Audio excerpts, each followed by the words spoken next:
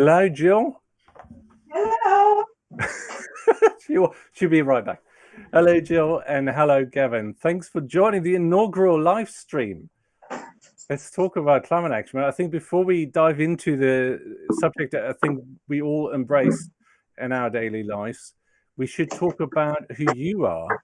So, shall we start with what shall we go by? By alphabet, or shall we go by age before beauty? Who wants to go first? I don't mind. Don't mind. Jill's just sat down at her dinner, so we'll let Jill go. That's a good. That way, Jill can go on mute for 2 minutes and grab some of her dinner while I'm doing my introduction. Anyway, thanks, Ax. Thank you, Axel. Very nice to be here tonight. Who am I? Gavin Anderson. Predominantly known for doing branding and digital stuff, but the environment has always been a passion of mine, and I'm here tonight to kind of talk a little bit about some of the projects I'm involved with, which includes trying to clean up the carbon credit market, trying to plant a seaweed farm the size of Spain. Wow. So yeah, trying to kind of so whilst my I think, as you call it, it's my eco activism. It is kind of just part of the way I live. I like repairing things, and I don't like throwing things out. I don't like waste. That's just the kind of son of a crofter. So I'm kind of used to nothing goes to waste. But I think nowadays the game has changed a little bit, because it's a bit more important than just washing out yogurt pots now. And we can't really kind of wait, unfortunately, for governments to do action. So I think by default, I've become a climate activist. I haven't glued myself to anything recently, but I am with one of the projects I'm working, we've just purchased and retired 25,000 tons of carbon. The average person in the UK is equivalent 10-12 tons a year. So it's 10 to 12 tons of carbon a year is the average. For UK, you're going to get me onto my nerdy subjects now. It's like mastermind. Okay, UK is the average adult 10 to 12 tons of carbon. 10 to 12 tons. Yeah. But in America, for our American compadres, they're 25 tons. These are all annual figures. Wow. Annual. 25. I haven't even hit the high bar yet. What you say is usually at the top. In the UK, is very close to the top. Well, I have some other figures that will kind of peel it down the other way. So the really high one is 35 tons a year for the United Arab Emirates for living in a desert. And then if we think of a Kenyan farmer, Kenya, they've been getting hit by problems with climate change. They're impacting. They haven't caused it. They haven't been driving their Range Rovers around. They're just suffering from it. The average Kenyan carbon footprint is 0.002 of a ton. This is the thing which is so horrendously unfair about it all, is just like the people who are doing the least towards the problem and the people who end up with the worst outcomes of it all. You know. That's exactly it. And that's why I think it was interesting at COP26 this year that there was a lot of talk about reparation, and everybody kind of furrowed brows. It wasn't just about planting trees. Well, it's not, because if we're going to help, replace all those paraffin stoves in Africa because they're not connected to electricity, we're going to have to help them jump to wind power, jump to solar power. And the wonderful opportunity with countries all across Africa is, if they can be giving a helping hand, they don't have to go through the fossil fuel bit. Yes, we're good to skip that and go straight to the future rather than going back 100 years and starting with burning. That would be brilliant, wouldn't it? It's insane. Thank you, Gavin, for the introduction, and nice to meet you. And we drifted way too much. Yeah, this is already kind of wow, just kicked my butt a little bit. I've been looking at carbon emissions in the UK, specifically Milton Keynes, but actually, that's a really good context. One final question for you, actually, I like this one. Mm-hmm. How many grams of carbon, or CO2e, which is carbon dioxide, does an email use? Oh, there's a website for this. Thanks Yeah, for you're gonna get the answer. You're not gonna look up the website. Oh, I'm not going to look it up. I can't remember. You can't use Google. I'm going to assume it is less than a Kenyan farmer. Oh, it is. It's 4 grams. 4 grams. But which means that you sending email, just your personal email, is equivalent of driving 220 miles in a petrol car. Okay, so email marketers have a lot to answer for then, really. They do. Just because it's digital doesn't mean it's green. Good point. Good point. Data centers burn a lot, unless they happen to be under the sea or in Iceland. Jill's still eating, so maybe I can go second. Then. Yeah. Well, I think that was a really nice segue, Axe. Just as Jill put segue to Jill. I'm just going to provide one more stat. The domestic emission, because I was looking at, I'm looking to do a carbon farm. By the way, hi, I'm Axel.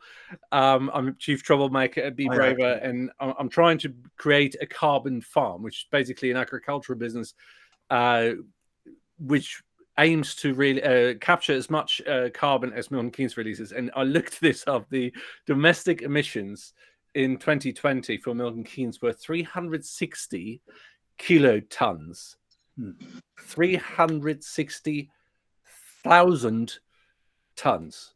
Yeah. So that's insane. And Milton Keynes is an average size city and is looking to double. So I think in the context of our local area, in going with the hashtag Climate Action MK,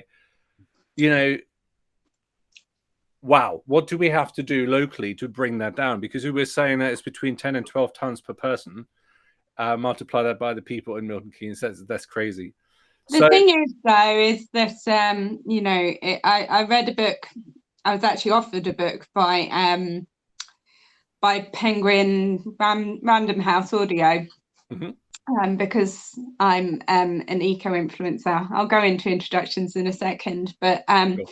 On the Bill Gates book, which has recently come out on how to solve a climate crisis.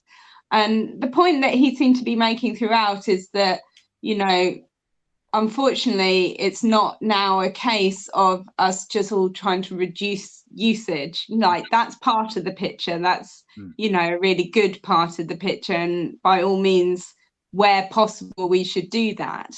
But fundamentally, what I found really interesting about his viewpoint was that because he was coming at it obviously from the philanthropic point of view, that you can't say, right, you're not allowed electricity because electricity is bad, for example, because actually in a lot of cases electricity and energy, etc., gives people opportunities for progress, gives people opportunities to progress their lives on to the next level. And there's no reason, well, there obviously are reasons, but it shouldn't be the case that the poorest people in the world carry on getting the rawest deal.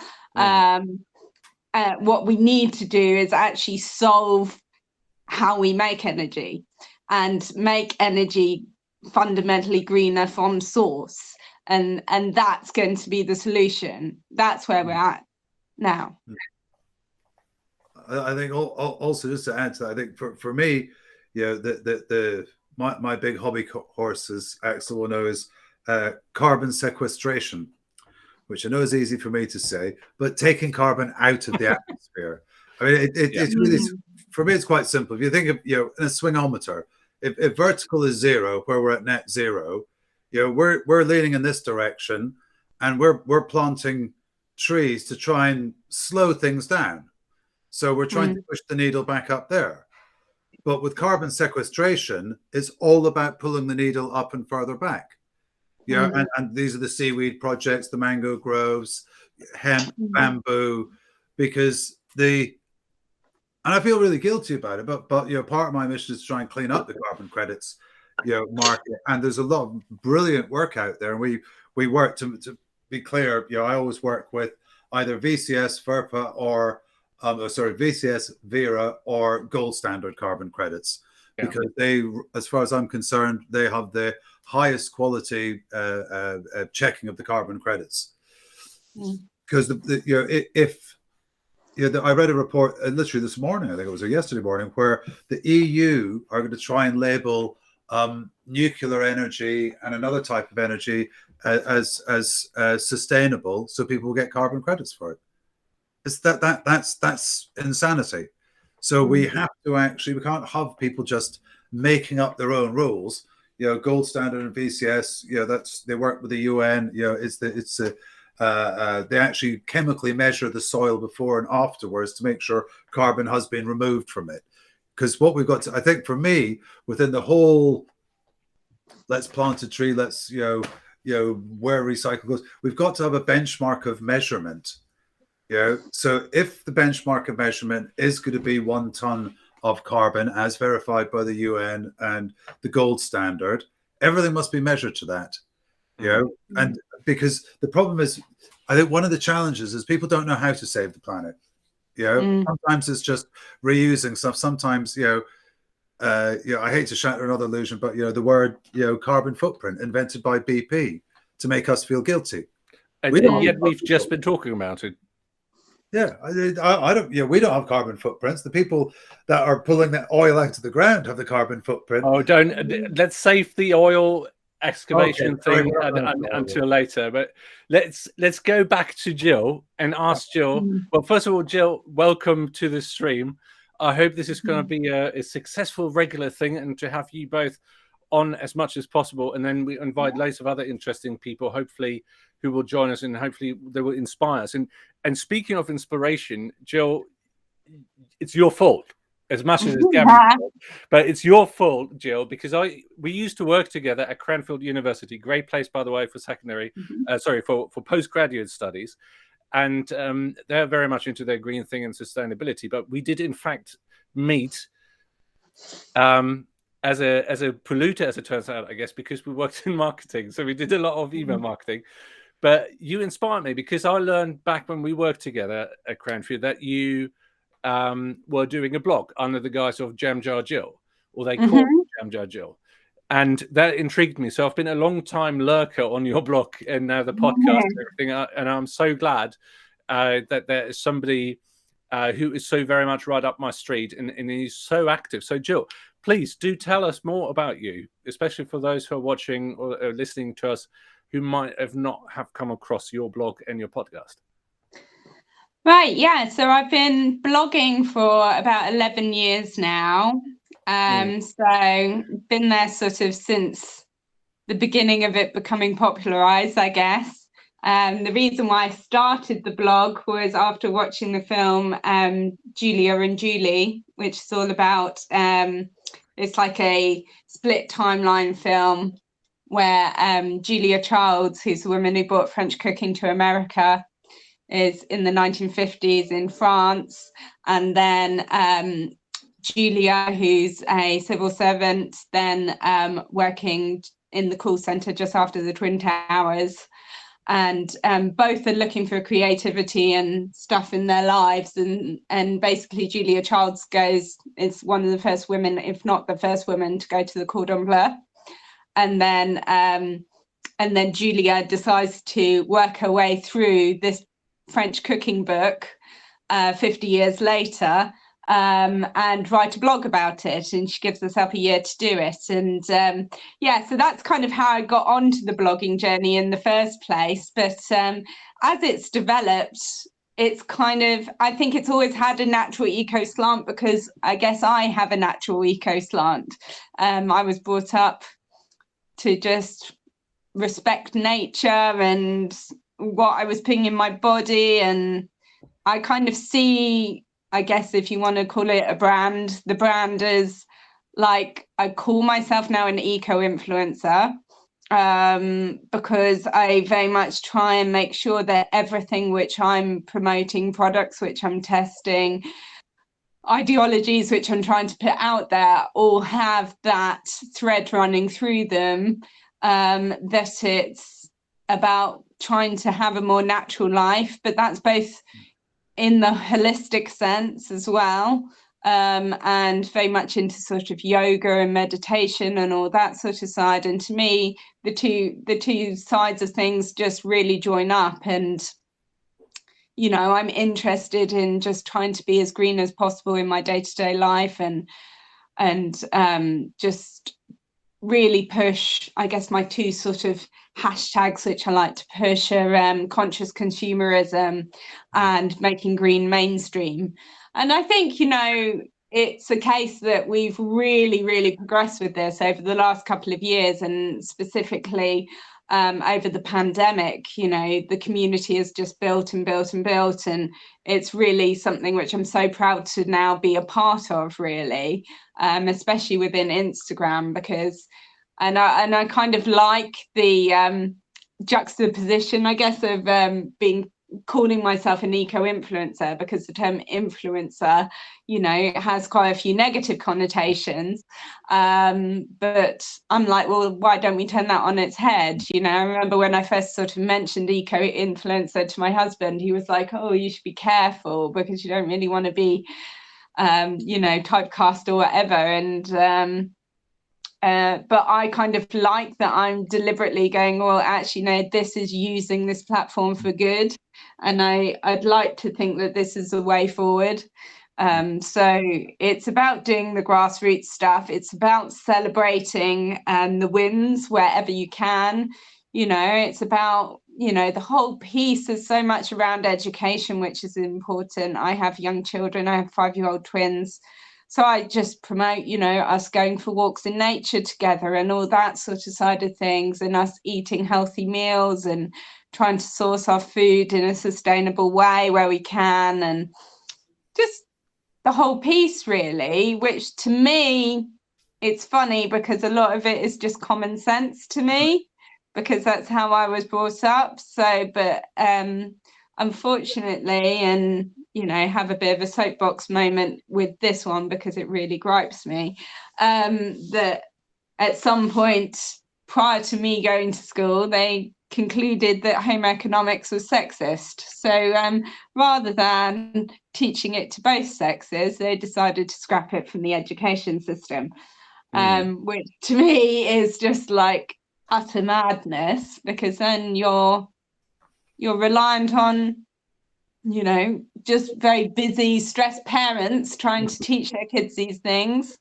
And if they don't, then, who is teaching them it? And then you get waves of children who think they get milk from supermarkets and burgers from McDonald's and don't have any understanding of where things come from. And I find it incredibly sad where our culture has kind of gone really wrong on this. And it's somehow, to me, and yes, I'm typecasting and sweeping statement to a degree, but to me it seems that like the French culture, the Italian culture, the German culture, the Spanish culture hasn't let it go in such a big way as we have done in the UK. I mean, to be honest, America is oftentimes worse, again, with all that stuff, but I'm like, it's all part of it. It's like a big picture. It's a big tapestry to me. Education. Thank you, Jill. Education is so critical. And I think we talked about this the other day when we had a little catch up, didn't we, about the home economics. And I was saying in Germany, that is still very much still part of the curriculum. And it's helped me, fix buttons on my shirt. I'm wearing many shirts at the moment, but it's this whole kind of right to repair. And Gavin, you're a big fan of repairing things as well. I think you're really into your cars, aren't you? Well, most things we actually have, weird enough, I think, and it's probably a throwback to my father. We have if the kids ever broke anything when they were younger, it went on the end of the shelf in the kitchen until I got around to getting the super glue out and I still, I'm still a kind of big fan of, the repair and renew. We put during lockdown, we extended our patio. And of course, that's, sourcing stone and moving it around. So I decided to kind of set a task of trying to create the most minimal impact. And as luck would have it, my neighbor from 2 doors down was lifting their patio and throwing it out. So I said, well, I'll have it. And it traveled 80 yards, which, a couple of tons of stone. The sand we did have to buy, or we had to get it sourced. So yeah, I think it's and we went to the reclaim yard, I've got an old whiskey barrel with a bit of slate on top of it. That's the new pizza stand, you know, and the bench is a couple of wire baskets full of reclaimed stones with a couple of old bits of oak on top of it, you know, which I do have to credit the design to, you know, my wife more than myself. But it does show, and actually, Jill and I were having this debate earlier because we were talking about cars. Because I have a slightly controversial view about, no, I wouldn't say controversial views. The British Design Council defines an impact or an ecological impact is from dust to dust. So anything that you make, it's from where you dug out the raw materials to make said thing, how long a life said thing has, whether it has a positive, negative impact, and then at the end of the life, how easy is it to dispose it and put it back in the earth from whence it comes. That's actually the ecological input. So, you know, cheap pen, far more damaging than 25-year-old metal pen. Yeah, this is probably already beating this, you know, by, I don't know, I wouldn't say 6,000%, that would be wrong. But the point that I was making with Jill about cars, we were having a chat. And, you know, for me, I have an old car. My favorite old car is 49 years old. It's still younger than me, but it's, you know, and, you know, Jill quite rightly said, well, you know, old cars, you know, not good miles per gallon. And I think, well, yeah, I agree with that. But how many Nissan Micras have been made for my 49-year-old car that haven't been bought? You know, imagine if we very simply, because I have a very simple rule. When I buy a car, it must be for 10 years. One of my cars is now 20 years, and you keep it well serviced. And, you know, I don't have to drive, you know, a Citroen 2CV with a, you know, a daisy painted on the door just because I want to save the planet. I'm allowed to actually have air conditioning. Yeah, I'm allowed to actually have a nice car, but as long as I'm, you know, being sensible about it, because, you know, I think, you know, town cars, we see these little Toyota Yaris's, Corsas. Yeah, we say, oh yeah, it's a 1.1 liter, it's the eco model. The energy to make one of those small cars is not wildly different from making a larger car, and it's going to last. Town car, 6 years, maybe 10 years if you're lucky, and that's it. It's probably, again, a lot of the small cars, you know, aren't actually marked up for being recycled, so they don't get dismantled. So when you look at that, you know, somebody driving past in a, you know, 30-year-old Merc against somebody in their brand new registered little Citroen C1 Cube thing, whatever they're driving, you know, it's the person in the Merc is probably going to leave less of a footprint. Or an interesting term that I've heard recently, which I think I shared the blog with you, Ax, about. You did, yeah. Yeah, our environmental shadow rather than our footprint, which I thought was a very interesting term because, you know, like you were saying, Jill, it's about the supply chains. You know, you might be buying your favorite biscuits, but, you know, if they're not sourced ethically and made, you know, in a somebody that, you know, dumps stuff in the river or whatever, it doesn't mean, you know, you've got to know the whole chain, you know, of, you know. I do get what you're saying, definitely. And to be honest, it's like the reason why I've been quite skeptical of the whole electric car thing for, you know, since it's sort of first come out. I'm gradually coming around to the idea, but I mean, fundamentally, it's these gigantic batteries. And has anyone actually worked out how we're going to dispose of them in the end? And, you know, it's only, you're removing the direct putting petrol in the car thing and the exhaust actually coming out the exhaust pipe. But it seemed to me that it was all kind of pointless if they were still eventually being fueled by, you know, fossil fuels. Yeah. So, like, those factors really bothered me, and it seems that, well, I don't know. I mean, there is a volume. The other thing that bothers me is how expensive they are and how it's such a premium thing. I was talking to my husband about it the other day, and he was sort of saying this whole debate around, you know, the fact that they're tax-free at the moment, so that's why all the rich people are going across to them. Yeah. And I just sort of said, well, isn't this unfair, though, how basically the poorest people get screwed again?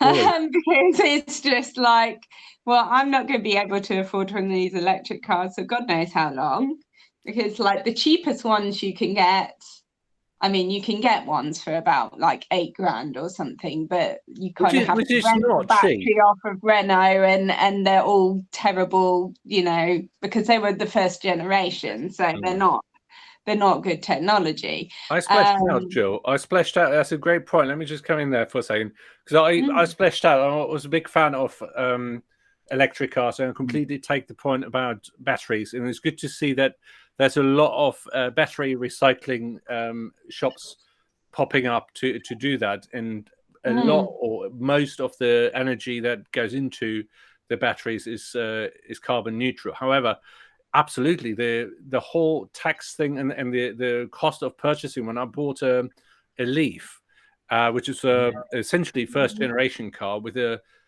fairly okay battery, it only had like 80% capacity in the end left, and that meant it wasn't really capable of going that far. You know, going from Milton Keynes to London on one charge would be possible, but then you're running into charging problems, and this is the issue. I've been encouraging people to consider switching to an electric car if they were looking to buy a new car. And I was making the same point Gavin made, I think, earlier, about driving the car that you have longer and looking after it and making sure it's not burning oil, and making sure it's got, you know, a clean bill of health and is environmentally as friendly as you can make an old engine. But having said that, you know, some engines, one decent quality car, we were talking about Max, I think, earlier, they last for 300,000 miles if Top Gear and the Grand Tour is to be believed. But you need to look after these things, which is a lesson, in fact, that I'm coming full circle, I guess, where I'm teaching my kids about fixing stuff. And I'm saying your old laptop is still absolutely fine for what you're doing, and maybe replace the hard drive with a faster one. But don't, you know, buy the latest phone. In fact, I downgraded effectively to a 2-year-old Pixel phone now from my iPhone, which was 4 years old, because I was looking at the latest generation of phones and I was thinking, do I really need the latest and greatest, or do I just want to take good videos and pictures of my children? And do I need something that is brand new? So it's really important to recycle, reuse, and fix the things we have. So I think, going back to what you said, Jill, as well, it's about, you know, making do and mend, and being more conscious about the decisions we make.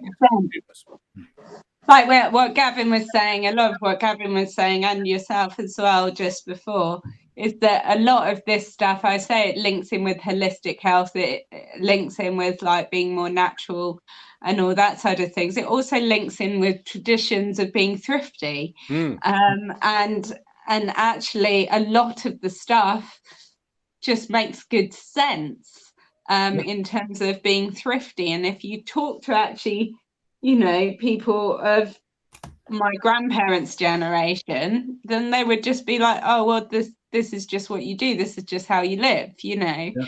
So it's really interesting to me as well, because I'm a virtual assistant. That's the other thing that I do.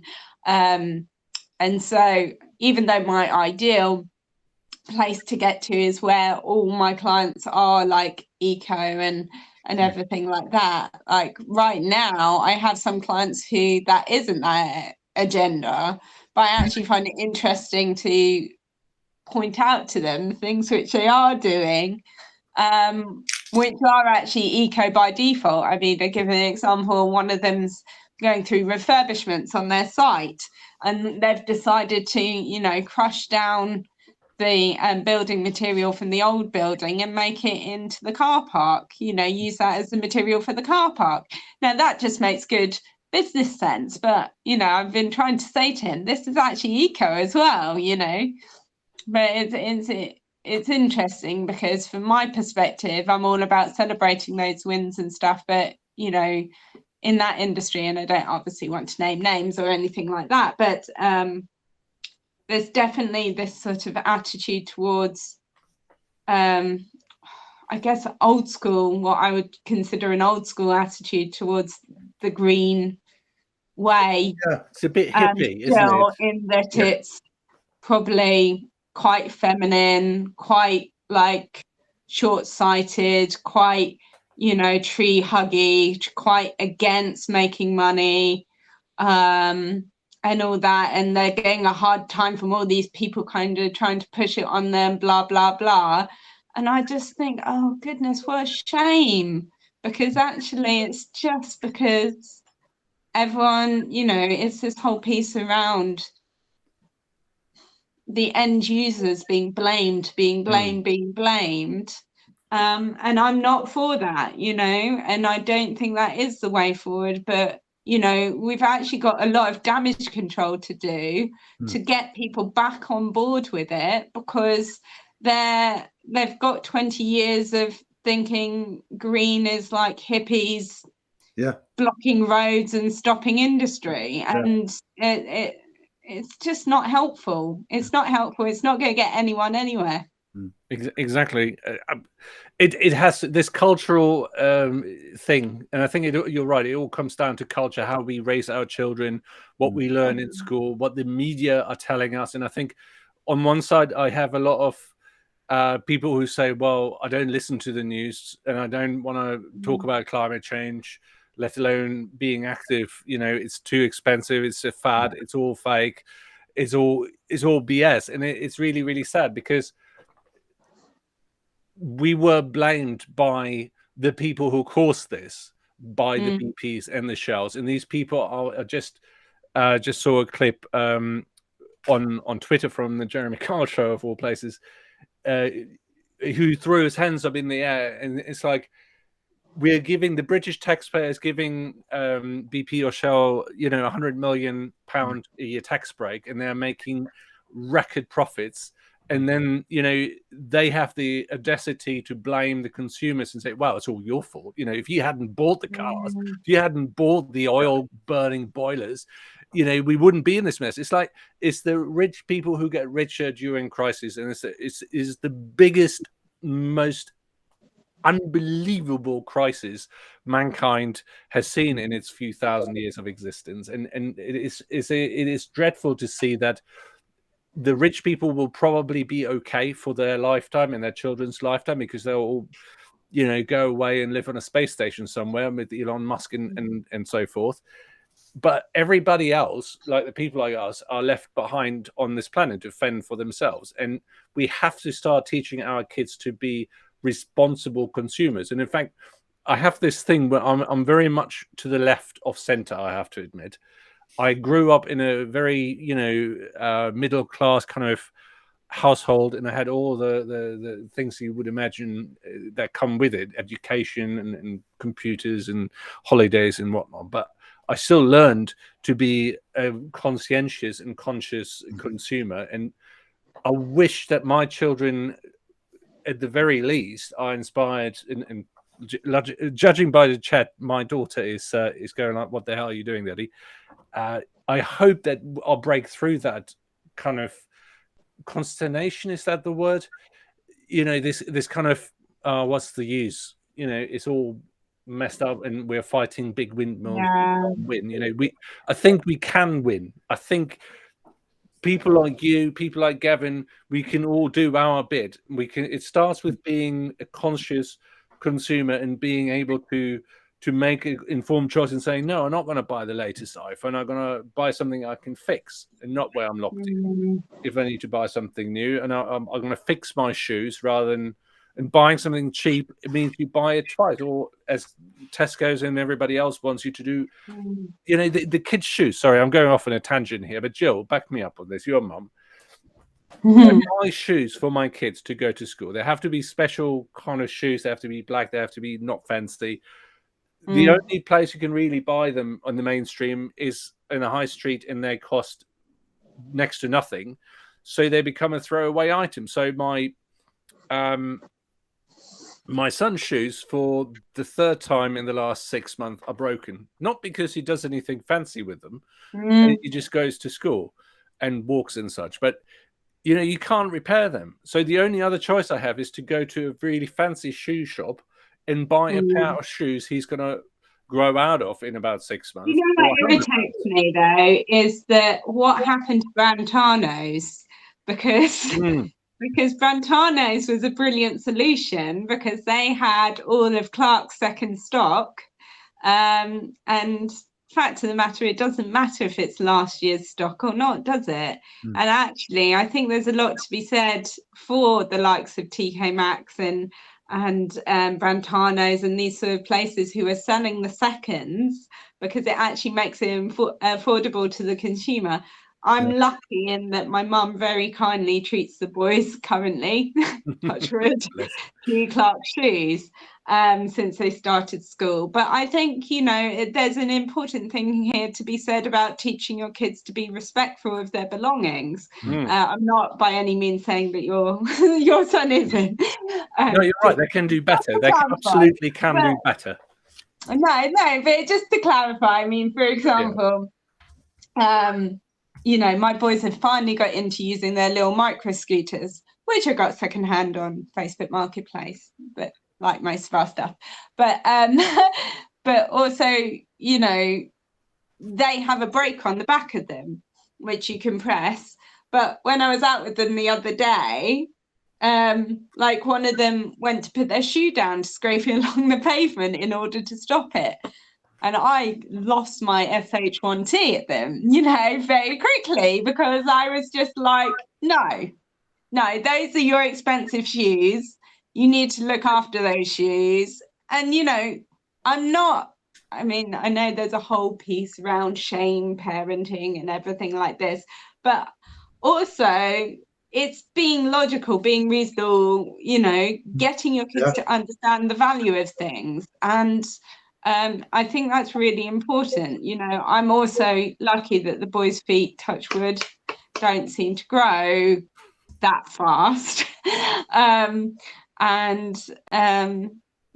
But it's really, really difficult because, like, when they were first toddling, yes, we use supermarket shoes, but as soon as they're running around and, you know, everything like that. But then equally so, it's a case of understanding that you don't have to have so many.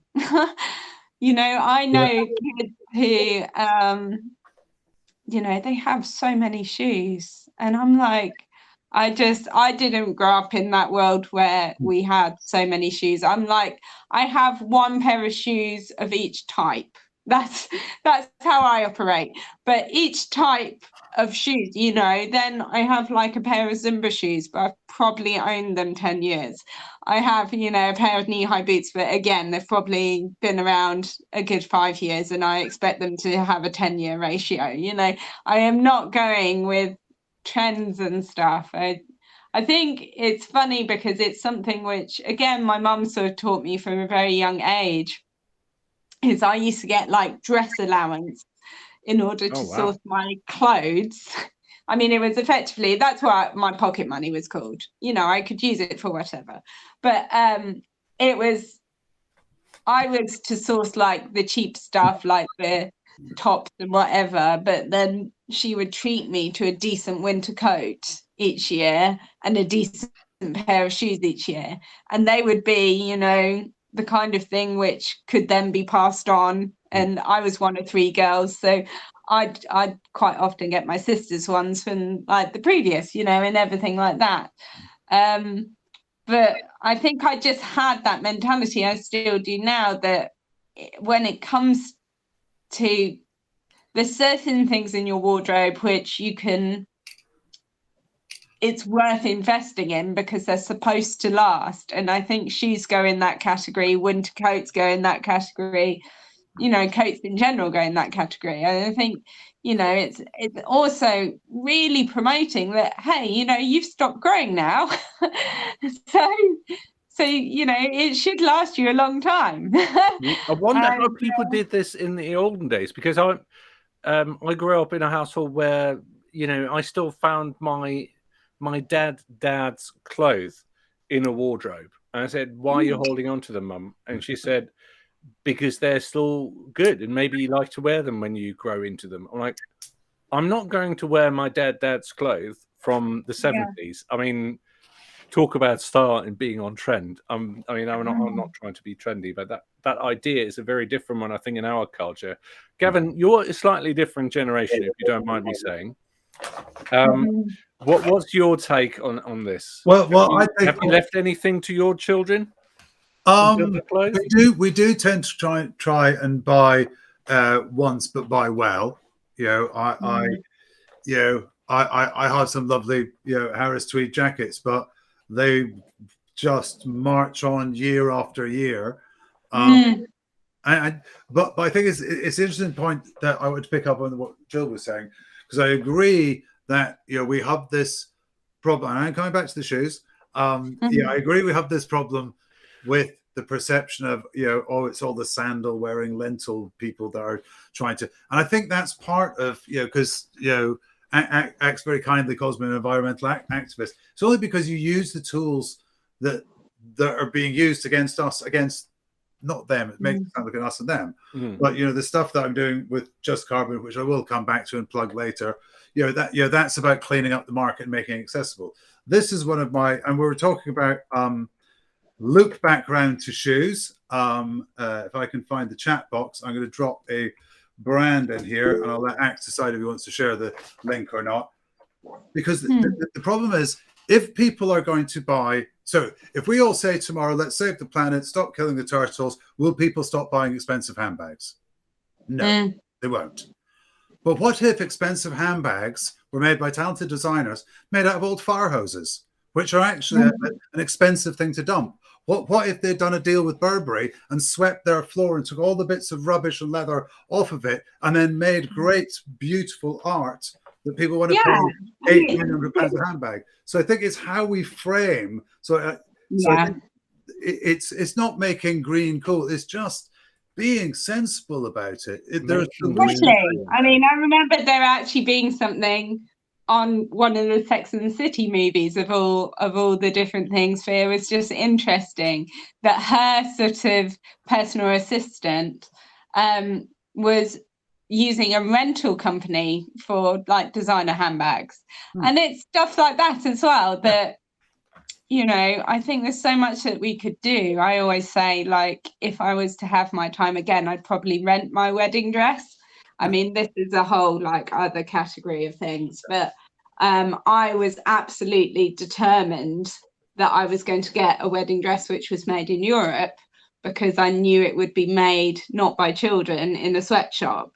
And I was determined, and I did manage to do that. And I invested in a dress which cost over £1,000 because it was made in Belgium, on the premise that, oh, well, I'll sell this after the wedding and we get the bathroom done. That would be great, wouldn't it?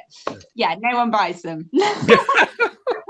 I mean, there's this whole thing. I mean, weddings and babies.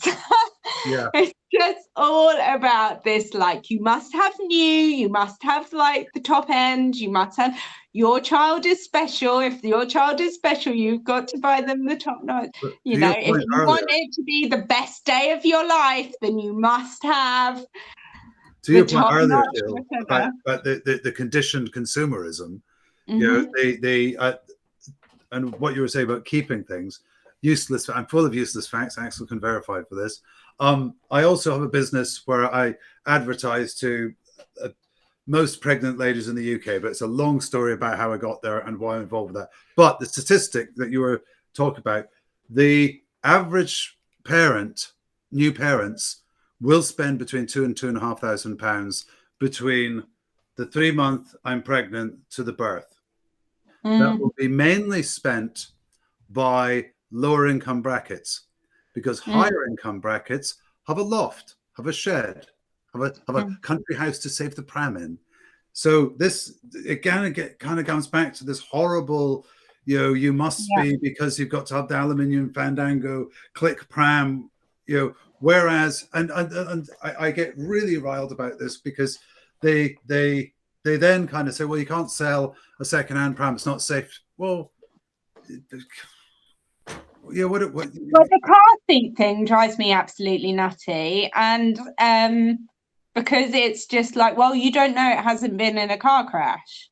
Now, what we've done with our car seats is we've bought them off friends because they're an extortion, and you trust friends. And I think my first set of car seats I actually bought from someone else in the twin community who hadn't managed to go out. Like literally, she said she'd actually managed to leave the house in the first year like a couple of times because the whole experience was so overwhelming, which is actually a very common story. And the same goes back to the whole shoe thing as well, is that can be the workaround, is buying those, for want of a better way of saying it, taking advantage of the people who have more money than sense and who are buying, so many Clark shoes that they've pretty much been worn once. Why not buy off those people, buy something which is effectively new secondhand? And I think there's certain categories, but going back to the car seat thing, there's so much scaremongering around, the safety piece. And I think this is, it's horrendous propaganda, really, because, obviously it's the case that if it was in a car accident, then it wouldn't be safe. But there is things which you can do. I remember when I worked at the Open University talking to someone about this subject, and she was a horse rider. And she said she bought secondhand helmets for horse riding, and they'd go through. There was somewhere you could go where you could get them X-rayed, and you could see if they'd had an impact, and then you could then assess, whether the damage was repairable or like. I'm not saying, because obviously I'm not a scientist, I don't know, but surely something similar could be possible for car seats. Yeah, it's all, but again, it kind of comes back to our point of this, kind of inbred, driven consumerism, which is where I am going to come back to the blatant plug, because justcarbon.com is a business I'm working with now, and the challenges with all kind of as we said, to try and we're perceived as sandal wearing, green tea drinking. Even if green tea is quite nice, people. So the whole thing about Just Carbon is what the world needs, very simply, in my view, is love, sweet love. They also need people sequestering carbon. Yes. They need people, and we need to, and people who are taking carbon out of the atmosphere need to be able to make a good living at taking carbon out of the atmosphere, because we can't just hope some nice people will do. That's all right. It didn't hurt. It didn't hurt a bit. We can't just rely that some nice people could do the right thing. So we're actually market making. So at the moment, if you are, you have your mango plantation or your bamboo plantation, your hemp farm. Could it be a hemp farm? Could it be a hemp farm as well? So you're growing your product, selling your product, but you also get carbon credits for it. It takes about 6 months to apply. You got to get soil samples, and then the proud day comes where you get sent your carbon credits. And the problem is, you don't know what to do with them. So a broker goes, have I got a deal for you? And they buy them off you 30% below market value, double the value, and sell them out of a green consultancy. But what actually needs to happen is those carbon credits need to be swapped for cash. A fair agreed rate for a fair agreed quality, market making. And if we can get thousands of people that just log on, upload, here's my new 100 credits. What we do is we tokenize. So, in blockchain, we put a ton of carbon into a blockchain, like a token. So it says where it's come from for all time. It says where it's come from, where it's sequestered from, Bob's banana plantation. These are the GPS coordinates. So completely transparent. And it also means that project developers all around the world can just upload their credits. Each credit, sells we sell in the open market for $25. So we actually just give them the token and they sell it on the open market. We don't actually make any money out of the project developer, because that's not the idea of it. The idea of it is, if we make a market where people don't have to deal with, second market trading, environmental consultants. There was a thing I saw the other week, BP or somebody had announced they delivered the first tanker of carbon offset oil. What? They bought enough credits to offset the oil. It's like, no. Greenwashing. The things that we need to do to save the planet is pay people to suck carbon out of the atmosphere in a transparent and accountable way, so the companies of this world, the Microsofts, the Samsungs, everybody else can buy the tokens, retire them, so they can't be on traded, and the only person that profits out of it is the project developers. So going back to the point of how do we actually do this, we do this by borrowing millions and starting markets like this, because if you can start a market demand, it's going to snowball. It's like the fashion designers with the fire hoses. Shouldn't we not shouldn't we not also heavily tax people like Shell and BP and anybody who's putting the carbon out there? That's coming. Canada have done it. America will do it within the next 12 months. Europe will do it when Britain will get round to it. Probably like 2075, but we won't in the UK probably, because we are heavily subsidizing coal and oil industry. But again, it's forcing the market. What the Canadians have done is really smart. They're forcing companies to buy carbon credits, and they've got to buy tonnages and offset for the amount of emissions, etc.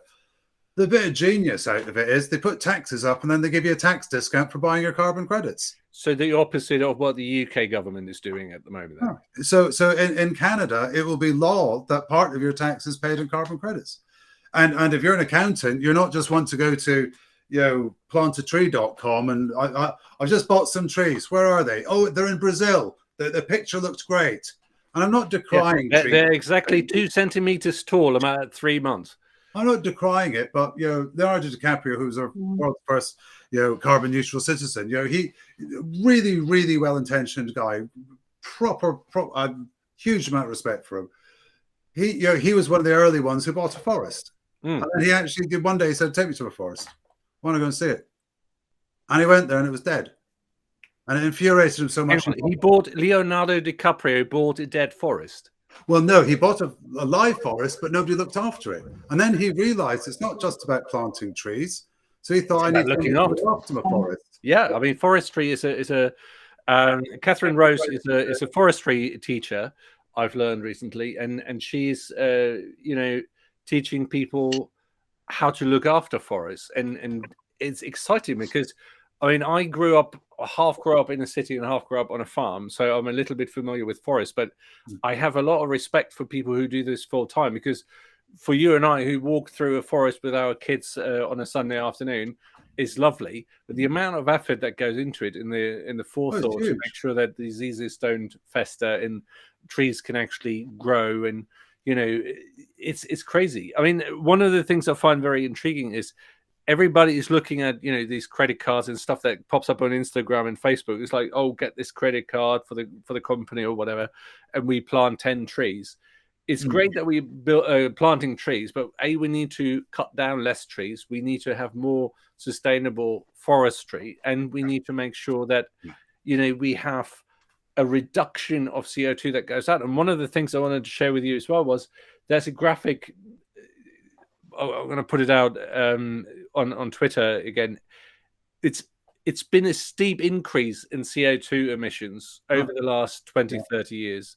And they had this lovely graph that showed the rise in the increase in carbon emissions globally. And they mapped the Kyoto and the Paris and the COPs onto this. So every time we have an agreement and say, oh, we're going to maybe do something about the climate, it's done absolutely bug all. So I absolutely love what you're doing, Gavin, with this marketplace. I'm just wondering, is there something more that our government should be doing? And is there a role for local government where sometimes we have a little bit more power, perhaps, as local people? I think local government, can have a far better, impact. I mean, part of it, is what Jill was saying about education. It's about what we're dealing with at local level. If you allow people to come onto allotments and learn about allotments, they go, wow, that was actually quite easy. I'm going to grow something in my back garden.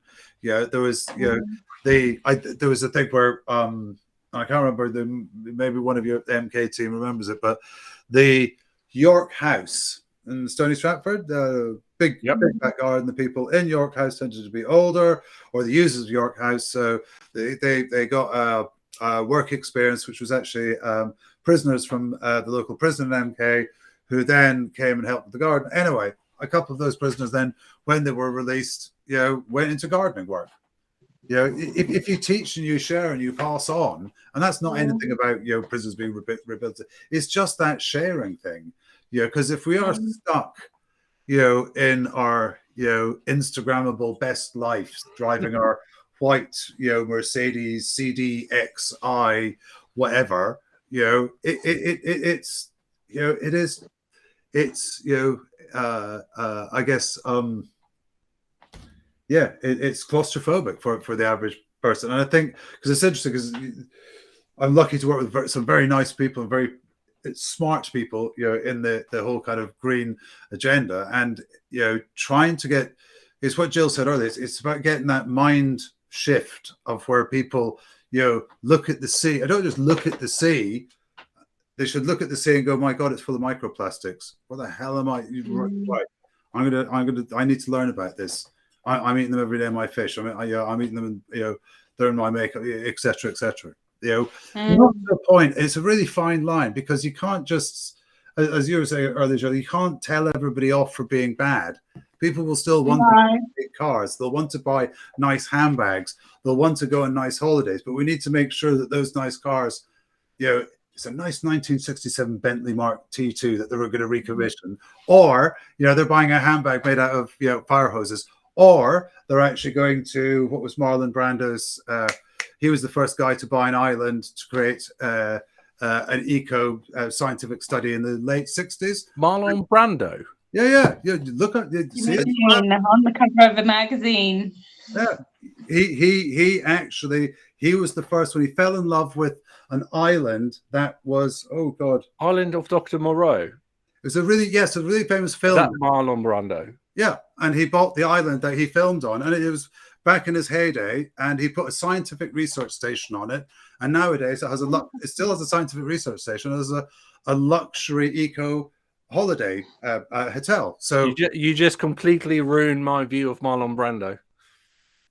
Well, okay. Yeah, but to the point of the stories are, there are new solutions for our new problems. We just have to be able to kind of embrace them a bit. People can still earn a living out of being green. People can save money out of green. People become millionaires out of being green. We just got to not to be scared to be green. And I think, in answer to your question, can we do it at a local level? I think the local level, is where, if people have access to, seasonal grown fruit and veg, they'll eat seasonal grown fruit and veg. But how do you get access to it? Well, maybe the local council says, well, actually, how do we get a market for all vegan markets in Bletchley? This is what we're doing in a hyper-local context. Sorry, Gavin, I just got to put a shameless plug in there. We had a very successful first vegan market in Queensway in Bletchley, in Milton Keynes. And in the next council meeting, which is coming out very shortly, I'm going to be pushing the idea of having it at least once a month, because the people I spoke to, you're absolutely right. You put it there, people will come and buy it. And it wasn't just hippies. In fact, there weren't any hippies that I saw. I mean, you're probably the only hippie I've seen recently, Gavin, and that's mainly because of your very traditional Scottish haircut. Or lack of Scottish haircut, or lack of any haircut for that matter, actually. Fair enough. In fact, you have not aged in the last 10 years, mate. I bought a razor in 1972. I'm still using it. You can see it's kind of